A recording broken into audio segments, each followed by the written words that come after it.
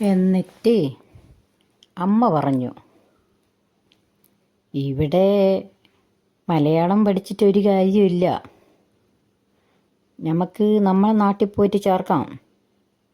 അന്നേരം പഠിച്ചോട്ടെ, പ്രായമായിട്ടില്ലല്ലോ, ആവട്ടെ, തിരക്കൂട്ടണ്ട എന്ന് പറഞ്ഞ്.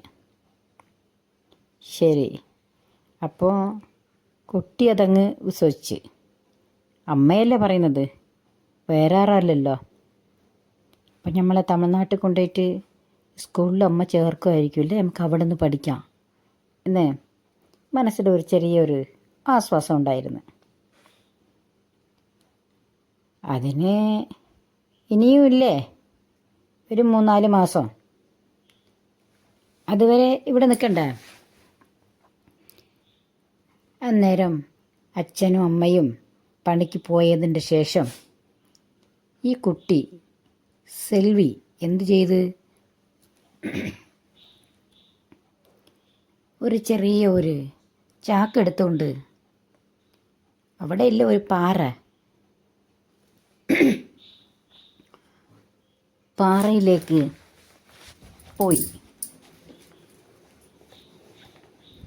പാറയിലേക്ക് പോയിട്ട്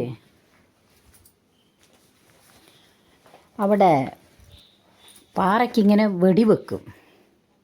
വെടിവെക്കുന്നതിൻ്റെ ഉള്ളിൽ മരുന്ന് നിറയ്ക്കാൻ ഒരു ടിന്നിൻ്റെ കഷ്ണമാണ്, അത് ചുരുട്ടിയിട്ട് ഉള്ളിലേക്ക് വെക്കുക, ഷീറ്റിൻ്റെ കഷ്ണം. അപ്പം പാറ അത് പൊട്ടിത്തെറിച്ചാൽ അത് പുറത്തേക്ക് വരും.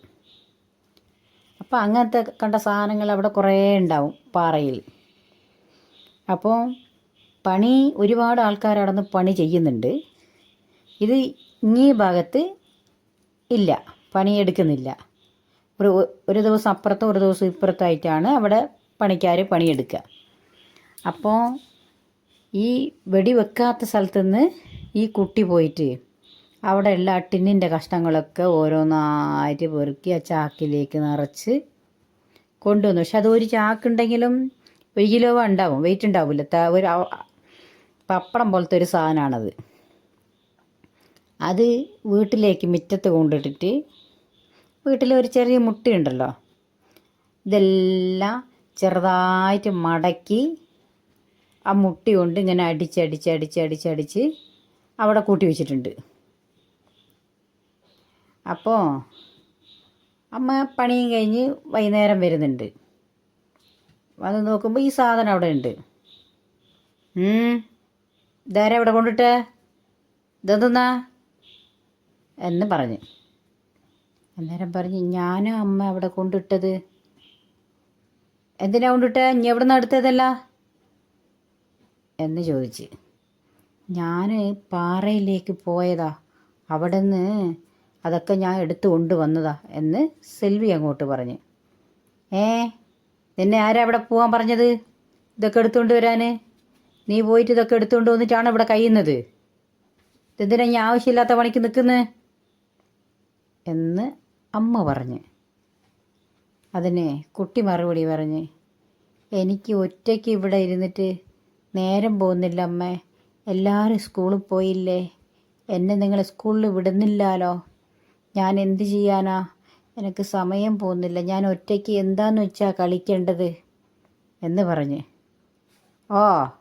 ഇപ്പം അങ്ങനെ ആയിപ്പോയി, എനിക്ക്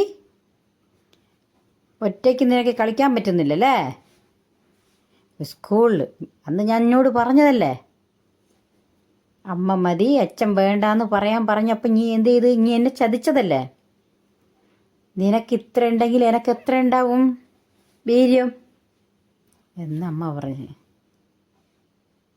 അന്നേരം കുട്ടി അതിന് മറുപടി അങ്ങോട്ട് പറഞ്ഞ്, അച്ഛൻ വേണ്ടെന്ന് അമ്മ പറയാൻ പറഞ്ഞത്, ഞാൻ അന്ന് അച്ഛൻ വേണ്ടെന്ന് പറഞ്ഞിട്ടുണ്ടെങ്കിൽ ഇന്ന് അച്ഛൻ അന്നത്തെ അച്ഛനെ പോലെ അല്ലല്ലോ, നല്ലോണം മാറിയില്ലേ, നല്ല അച്ഛനായില്ലേ, അച്ഛൻ ഇപ്പം മദ്യപിക്കുന്നില്ലല്ലോ, അപ്പോൾ ഇത് നമുക്ക് നഷ്ടപ്പെട്ടിട്ടുണ്ടാവില്ല അമ്മേ, അതുകൊണ്ടല്ലേ ഞാൻ അങ്ങനെ പറഞ്ഞത് എന്ന് പറഞ്ഞു.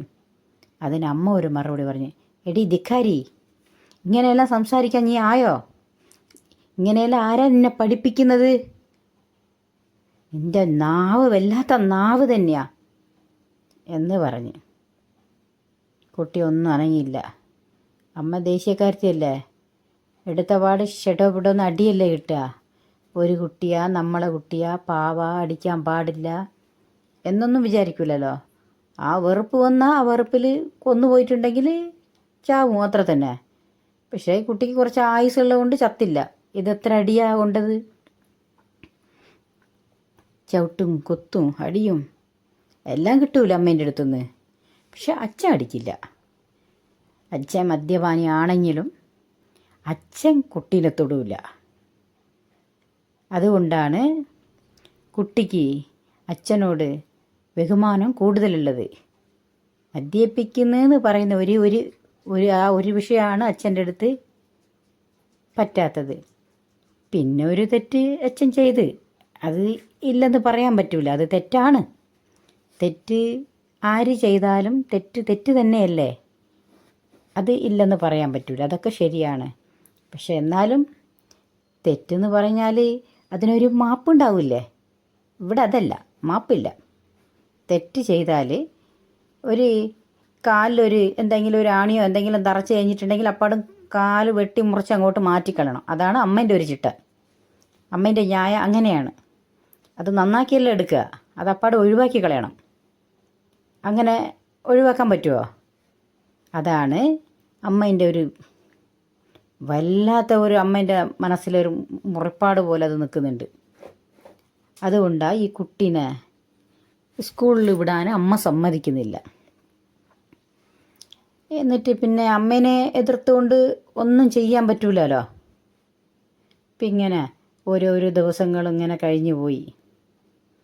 അങ്ങനെ ആയി നാട്ടിൽ നിന്ന് ഒരു കത്ത് വരുന്നു. കത്ത് വന്നിട്ട് ആർക്കും അമ്മയ്ക്ക് വായിക്കാനായില്ല, അമ്മ ഒരു വിഡ്ഢിയാ. പിന്നെ കുട്ടി ചെറുതല്ലേ, സ്കൂളിലൊന്നും വിടുന്നില്ലല്ലോ, അമ്മേനെ പോലെ വിഡ്ഢി ആയിക്കോട്ടെ എന്ന് വെച്ചിട്ട്. അച്ഛന് വായിക്കാനറിയാം. അച്ഛൻ കത്ത് പൊട്ടിച്ച് വായിക്കുന്നു. നിൻ്റെ ആങ്ങളയ്ക്ക് കല്യാണമുണ്ട്, കൃഷ്ണന് പെണ്ണ് കണ്ടിട്ടുണ്ട്, കല്യാണമുണ്ട്, ഇന്നേ തീയതിയിൽ ഞമ്മളെല്ലാം അവിടെ ചെല്ലാൻ പറഞ്ഞിട്ടുണ്ട് നിൻ്റെ അമ്മ എന്ന് പറഞ്ഞ്. അത് കേട്ടേരെ അമ്മയ്ക്ക് സന്തോഷം. ഓയ്, എൻ്റെ ആങ്ങളയല്ലേ, ഓനെ കണ്ടിട്ട് ഞാൻ എത്ര നാളായി.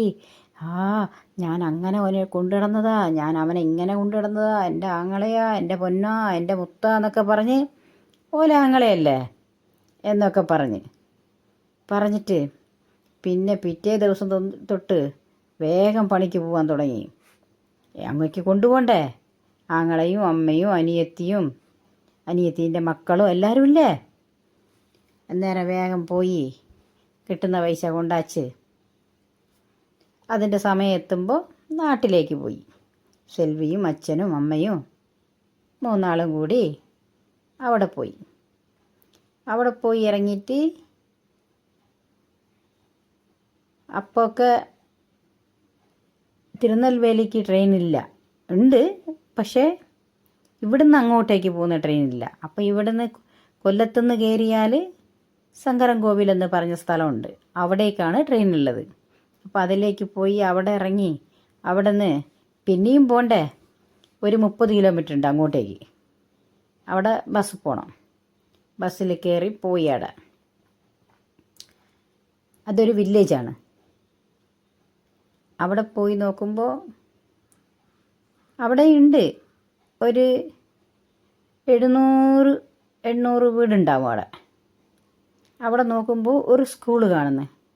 കുട്ടീൻ്റെ വിഷമം അതല്ലേ, ഇപ്പോൾ ആവശ്യം അതല്ലേ. അവിടെ 5 വരെയുള്ള ഒരു സ്കൂളുണ്ട്. അത് കണ്ടേരെ കുട്ടിക്ക് മനസ്സിലൊരു ആനന്ദം. അമ്മ പറഞ്ഞതല്ലേ നമ്മളെ തമിഴ്നാട്ടിൽ സ്കൂളിൽ ചേർക്കുമെന്ന്. അന്നേരം അമ്മ നമ്മളിവിടെ ചേർക്കുമായിരിക്കുമല്ലേ, ഇത് സ്വന്തം നാടല്ലേ എന്ന് കുട്ടി അങ്ങ് ആസ്വദിച്ച്. അന്നേരം മാമൻ്റെ കല്യാണത്തിനല്ലേ വന്നിരിക്കുന്നത്. അന്നേരം മാമൻ്റെ കല്യാണം കഴിഞ്ഞ് അപ്പോൾ ഈ സ്കൂളിൽ ചോറ് വെക്കുന്ന ആൾ ഈ കുട്ടീൻ്റെ ചെറിയ അമ്മമ്മയാണ്, അമ്മമ്മയുടെ സ്വന്തം അനിയത്തി. അന്നേരം കുട്ടി എന്ത് വിചാരിച്ച്, കേരളത്തിൽ നമ്മളെ സ്കൂളിൽ ചേർക്കാൻ പറഞ്ഞിട്ട് അമ്മ ചേർത്തില്ല. ഇവിടെ നമ്മളെ ചെറിയ അമ്മയല്ലേ ചോറ് വെക്കുന്നത്.